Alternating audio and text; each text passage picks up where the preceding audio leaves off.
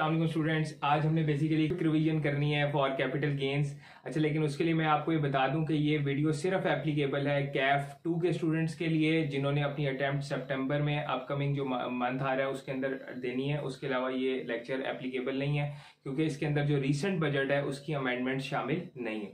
तो जी, सबसे पहले हम स्टार्ट करते हैं कि कैपिटल गेन क्या होता है।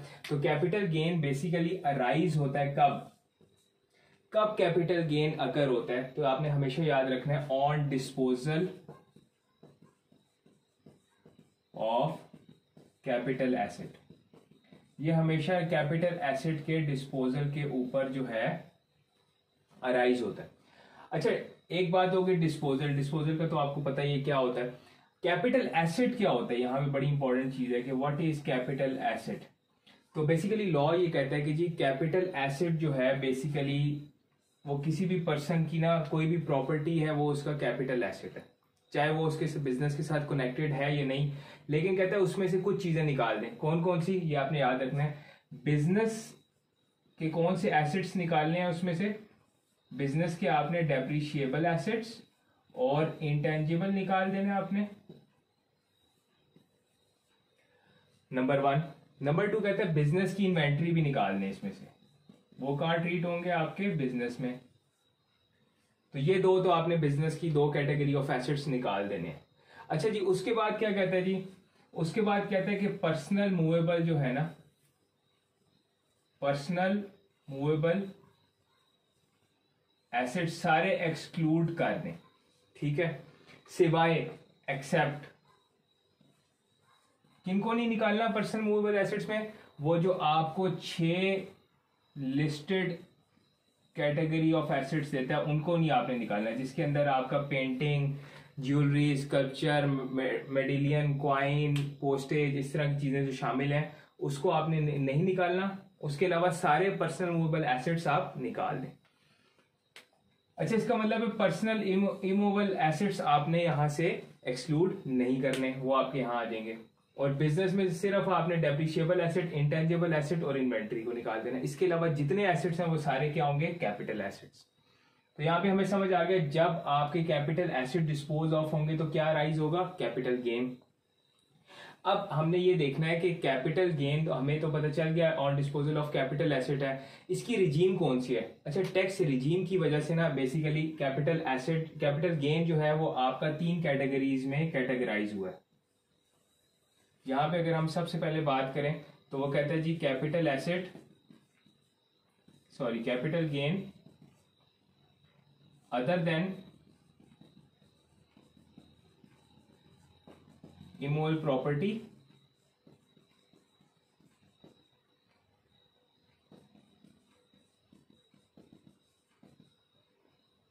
And securities. नंबर 2 कहते हैं जी कैपिटल गेन किसके ऊपर, ऑन इमूवेबल प्रॉपर्टी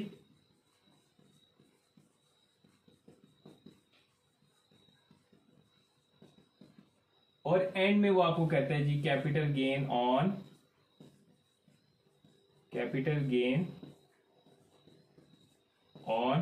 सिक्योरिटीज। तो ये 3 कैटेगरीज आपकी बन गई। अच्छा, हमने कहा ये क्यों उसने कैटेगरीज बनाई, इसलिए बनाई क्योंकि इनकी रिजीम्स फर्क है। तो इनकी क्या रिजीम्स है जी, पहले वाले की जो आपकी रिजीम है वो है एनटीआर, ये फर्स्ट वन है, फर्स्ट वन की एनटीआर।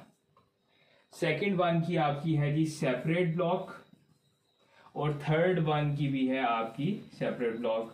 अब क्वेश्चन ये राइज होता है कि भाई इन सेपरेट ब्लॉक्स को क्यों अलग किया। वो इसलिए अलग किया क्योंकि इसके टैक्स रेट्स अलग हैं और इसके टैक्स रेट्स अलग हैं।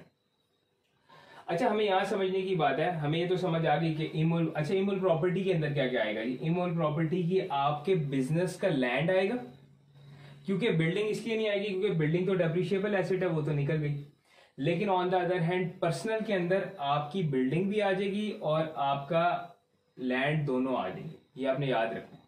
सिक्योरिटीज में आप याद रखिएगा, सिक्योरिटीज के अंदर 7 एसेट्स आते हैं आपके। व्हाट आर सिक्योरिटीज, तो सिक्योरिटीज के अंदर आपके 7 एसेट्स आते हैं, ठीक है। एक तो shares of a public company, vouchers of PTC Pakistan telecommunication, उसके अलावा इंस्ट्रूमेंट ऑफ रिडीमेबल कैपिटल, उसके अलावा debt securities, unit of exchange traded fund और आपकी डेरिवेटिव प्रोडक्ट्स। ठीक है, इसके बाद इसके अलावा मुदारबा सर्टिफिकेट्स भी आते हैं। अच्छा, ये चीजें आपने इस तरह से याद रखना है, S for securities and S for 7। ठीक है, तो 7 आपने याद रखना है, 7 कैपिटल एसेट्स जो है वो सिक्योरिटीज की डेफिनेशन में आते हैं। अच्छा जी, अब यहाँ पे इसका फार्मूला देख लेते हैं कि इनका क्या फार्मूला है। इसका फार्मूला भी जो है वो क्या है, कंसीडरेशन रिसीव्ड माइनस कॉस्ट। इसका फार्मूला भी है ये कंसीडरेशन रिसीव्ड माइनस कॉस्ट। इसका फार्मूला भी है ये कंसीडरेशन रिसीव्ड माइनस कॉस्ट। अच्छा, क्या होल्डिंग पीरियड से गेन पे कोई फर्क पड़ता है? होल्डिंग पीरियड से क्या होल्डिंग पीरियड से गेन पे कोई फर्क पड़ता है? हाँ जी, अगर आप इसको मोर देन 1 ईयर अगर होल्ड करेंगे तो 75% ऑफ गेन जो है वो टैक्सेबल हो जाएगा। 75% टैक्सेबल हो जाएगा, 25% एग्जाम्प्ट हो जाएगा। अगर इसके इमोल प्रॉपर्टी के ऊपर क्या होल्डिंग पीरियड से कोई फर्क पड़ता है? बिल्कुल पड़ता है। अगर आप इसे 1 to 2 ईयर्स होल्ड करें तो ये गेन आपका हो जाएगा 3/4, रिड्यूस हो जाएगा। अगर आप 2 to 3 ईयर्स इसको होल्ड करें तो ये गेन 1/2 हो जाएगा। और अगर आप इसको 3 to 4 ईयर्स तक होल्ड करें तो ये आपका 1/4 हो जाएगा। और अगर 4 ईयर्स से ज्यादा आप इसको होल्ड करें तो ये गेन बिल्कुल 0 हो जाएगा, एग्जैम्प्ट हो जाएगा, खत्म हो जाएगा, कुछ भी टैक्स नहीं होगा। अच्छा जी, यहाँ पे क्या होल्डिंग पीरियड का कोई इम्पैक्ट आता है? बिल्कुल कोई इम्पैक्ट नहीं आता। यहाँ पे होल्डिंग पीरियड का बिल्कुल कोई इम्पैक्ट नहीं है। अच्छा, यहाँ पे लेकिन एक सिक्योरिटीज में मैं आपको एक चीज बड़ी इंपॉर्टेंट बता दूं। अगर आप सिक्योरिटीज बेच रहे हैं, एक तो वो है ना, आपने सारी सिक्योरिटीज खरीदी और सारी बेच दी, उसमें तो ये काम नहीं होगा। लेकिन हाँ, आपने फॉर एग्जांपल डिफरेंट टाइम्स के ऊपर सिक्योरिटीज खरीदी और सारी नहीं बेची। फॉर एग्जांपल आपने 100 + 100 परचेज की और आपने 150 जो है वो सेल कर दी। ये इतनी परचेज की और इतनी सेल की। अब सवाल ये पैदा होता है कि हमने कॉस्ट के लिए, कंसीडरेशन रिसीव्ड तो हमें पता चल जाएगी, लेकिन कॉस्ट के लिए हमने कौन सी 150 लेनी है? तो यहाँ पे वो लॉ ये आपको कहता है कि अगर तो आपने सिक्योरिटीज डिफरेंट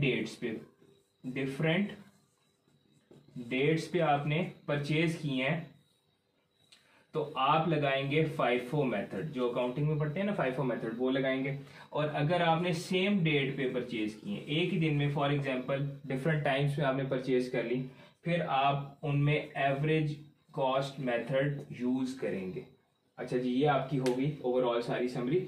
अच्छा, इसमें मैं एक चीज और ऐड कर दूं, कुछ ट्रांजैक्शंस ऐसी हैं उसके अंदर आपको बेसिकली कॉस्ट कुछ पे नहीं करनी पड़ती। जैसे फॉर एग्जांपल आपको किसी ने कैपिटल एसेट एज गिफ्ट दे दिया, आपको कैपिटल एसेट एज गिफ्ट मिल गया, नंबर 1। नंबर 2, आपको सक्सेशन या इनहेरिटेंस फॉर एग्जांपल उसमें मिल गया, आपको इनहेरिटेंस में मिल गया। Number 3, dissolution of AOP dissolve हुई, उसने अपने मेंबर्स को, वो उसके पास कैपिटल एसेट पड़े थे वो दे दिए।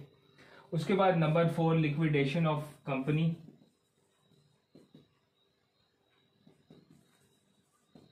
लिक्विडेशन ऑफ कंपनी लिक्विडेट हुई, उसने अपने शेयर होल्डर्स को बजाय पैसे देने के उसके पास कुछ कैपिटल एसेट पड़े थे वो दे दिए। इस तरह की ट्रांजैक्शन है। फॉर एग्जांपल जिन्होंने वो एसेट एक्वायर किया उन्होंने उसके अगेंस्ट कुछ पे तो नहीं किया। फॉर एग्जांपल मुझे किसी ने गिफ्ट दिया कैपिटल एसेट, तो मैंने तो कुछ भी पे नहीं किया, तो मैं उसकी कॉस्ट क्या लूंगा? यहाँ पे कॉस्ट क्या लूंगा मैं बेसिकली? तो यहाँ पे लॉ कहता है कि कॉस्ट आपने क्या लेनी है, cost is equal to fair market value, जिस डेट पे आपको, किस डेट पे, डेट ऑफ ट्रांसफर, जिस डेट पे आपको वो चीज ट्रांसफर हुई है ना, उस डेट पे जो उसकी फेयर मार्केट वैल्यू थी वो आप कॉस्ट कंसिडर करेंगे for the purpose of this formula. तो I hope you will understand the concept of capital gains and keep in touch for more further videos. Thank you.